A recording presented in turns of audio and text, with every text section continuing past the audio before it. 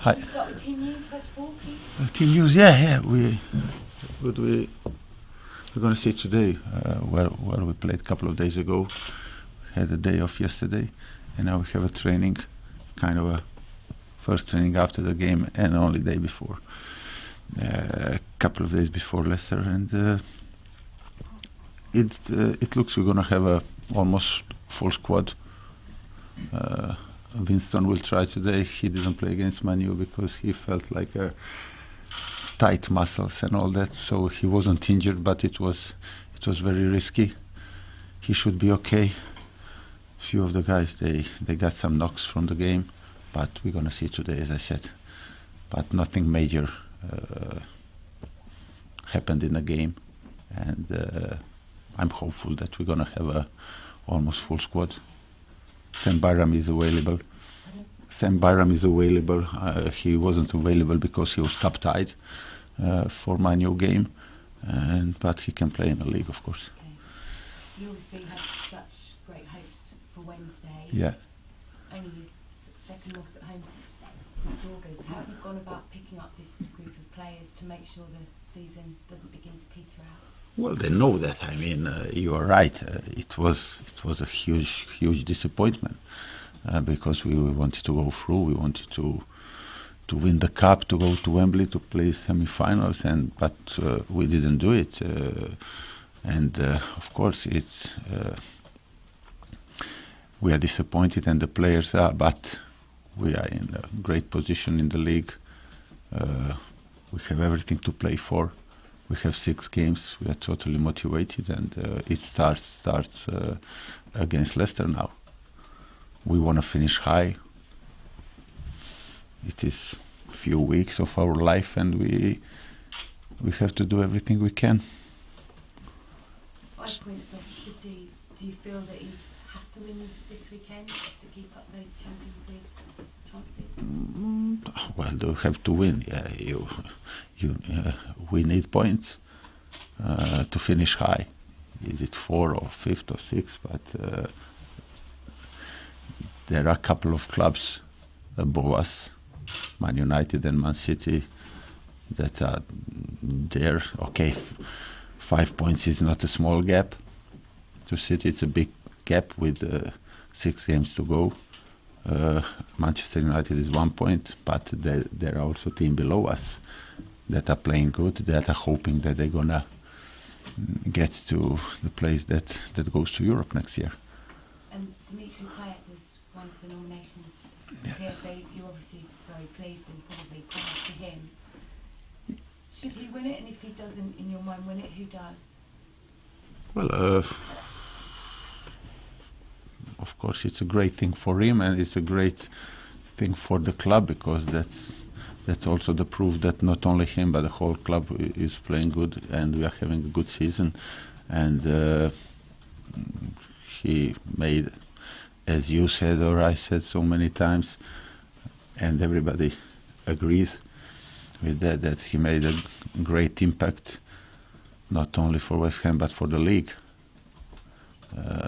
So he deserved it. Yeah, and he's our player, and of course I can't be very objective if I'm talking about him. And I think that he is there for a reason, and nobody was surprised that he was nominated for the Player of the Year award. And hopefully, I hope that he's going to win it. If not him, then in many ways it is individual award, but it has to be connected with something that your club has achieved and done. So basically, if Leicester win the league, then it should be one of them. Probably Vardy is my choice. If for some reason they don't win the league, if Spurs win it, then it should be Harry Kane, because probably he will score more goals if they win the league. So it has to be connected a little bit with your club's achievement. When you met Leicester and were beaten by the second game in, Did you see anything then that suggested that this was a side that could go on and dominate the Premier League? No, I wouldn't say that. I thought then that they're going to be in this position. Nobody would have said that at that time. But what was obvious even then was when I watched that first game against Sunderland home, and then after our game, we spoke, and I said to myself, to Claudio Ranieri, that they have the team that is going to be very, very extremely hard to beat, whoever they play against. But I didn't know that they're going to be big-time favorites now in this position and in this very moment to win the league. Nobody thought about it. Just finally, just a story I wanted to know if you could clear up in one of the papers this morning about Fenerbahce being interested in you becoming their manager. Have you heard anything? Have you had any contact? No. I have many friends in Turkey, and I'm happy here. And when it comes to Turkey, okay, Fenerbahce is a big club. They are a massive club, of course, but in Turkey there's only one club for me, and that's Beşiktaş. And that's it. But PLP? Lovely, thank you. Hello, Slaven. I wonder if you feel that the match at the weekend is going to be the biggest test of character for West Ham this season? well, sort of. Okay, there are a couple of reasons. One reason is that we lost, and it is still. It's today. I'm also very disappointed, and because it was not like a simple game. It was like a quarter-final of the FA Cup replay and all that. And now we have to bounce back. That's one reason. Second reason is that we are doing good in the league, and we are playing away against a team that is firm favorite to win the league. And it is a big test, not only of a character but also of a quality of our game. Yeah. Leicester have been outstanding this season in all departments, but defensively they've been surprisingly impressive. How do you go about trying to break that down? Well, they play very simple football, but very effective. They don't. It's not only that they don't concede goals, but it's very hard to create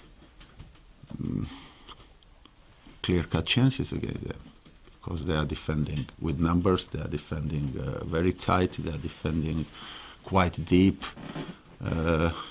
Sometimes they let you have a cross, but they're protecting their box really good. So, and they have a good goalkeeper also, a great goalkeeper. So it is difficult, but then we are very capable. We are capable of creating chances. We created chances in every game we played. And I think that we're going to create chances. I expect from us to create the chances. But on the other hand, we have to stop them creating opportunities. When you reflect on the season, whatever happens, Sorry? When you reflect on the season, whatever happens at the end of it, will you look back and think, no matter what happens in the last 6 games, you maybe drew too many matches that you might have won, perhaps 1 or 2 more of those? Well, it depends what we wanted to achieve. I mean, in one hand we drew too many matches, in the other hand we lost so far, and hopefully it's going to stay like that. Very few matches. We lost 6 matches, so of course some of the matches that we drew we should have won, or of course it would be better. But overall, 6 games to go. We are sitting really good, high on the table, fully motivated with the plans. I mean, it's not season finish now. It's like a big 6 game for us, and that shows that so far we are having a really good season. And everyone's talked about Leicester and their achievements as being the story of the season. Yeah. I notice in your column for the Standard you mentioned, I was going to ask you anyway, do you feel you've got the respect and the attention that you deserve for what you've done at West Ham this season? I think we got, yeah. I think, the people recognized that that we have a good season and we are playing good football, and they are praising us. Of course, what Leicester has done, it puts normally, with the reason, our successful season a little bit in a shadow, but that's normal because we have a good or very good season or great season, but they have so far, it's like a fairy tale. So they deserved or they are deserving all the credits, of course, because that's what they done so far. It is simply, it is unbelievable. Okay, BBC? You just mentioned Leicester's defensive record, 8 hours now without conceding a goal, but you've been freely scoring over the past few matches as well. How do you see yourselves matching up? Is it going to clash each other out? How's it going to play out? The game on Sunday, well, it's hard to play them, you know what I mean? It's hard to play them because obviously they are winning games 1-0 or whatever. Then they are very patient. Then their transition is unbelievable, offensively or defensive one. They are not one-sided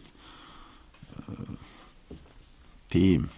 Okay, people are saying that they are catching you on breaks and all that. Okay, they have quality for that. They have Vardy who didn't stop sprinting from the first game. Amazing, but they have good crosses. They have people in midfield who can take the ball from you like Kante or Drinkwater, but then also travel with the ball and pass the ball and shoot. Don't to mention Mahrez on the right side, who is good against numbers of players, who can beat 3 or 4 players and do something special. So they are very versatile. But they are playing simple football. But they have individuals who are capable of counter-attacking, but at the same time they are capable of beating 3 or 4 players in a small space, and they are great on set pieces. So basically they are very hard to beat. So every manager goes like, okay, we have to stop them counter-attack, we have to stop Vardy going into spaces, but they are doing that week in, week out. I mean, last week against Sunderland, Sam definitely said, like everybody said, stop them running behind you, but then they run behind them. Because when you have a ball, you have to play football. You want to be dangerous. You want to come into the positions to hurt them, to harm them, to score the goal. So the key is transition, and the key is not to lose many balls, ideally none of the balls around the middle of the park. If you are losing, try to finish your action. Try to finish your move when you have the ball. That means you can score, but that also means it can be throwing for them. But don't let them get the ball out of you and then break you or hit you on break, which is easy to say, of course. Okay, ITV. Hi, Slaven. ITV London. If you do win on Sunday, you'll be one step closer potentially to Champions League qualification. But that also means an extra £250,000 on the rent. So how does that... Sorry? That also means an extra £250,000? £250,000 on the rent next season. Are you talking about the Olympic Stadium? How does that fit in to your preparations for Sunday? Come on. How does that... I don't think it affects preparations at all for Sunday. You mean... No, Paul. We want to win. We want to try to... We want to finish high. We are really not thinking about the Champions League, you know. But we are thinking we have a chance to finish in a spot that's going to take us to Europe next year. And for that, we will have to collect as many points as possible. And That's the only preparation we are thinking of. Is to we are not thinking about those kind of things. What it's going to mean financially, and it's the first time I heard that. To be fair, so what can I say about it? Apart from the thing that we're going to try to, and the board, of course, I didn't talk to them, but I talked to chairman yesterday on the phone, like we are talking after every game, and he also said that we have to try to win all 6 games,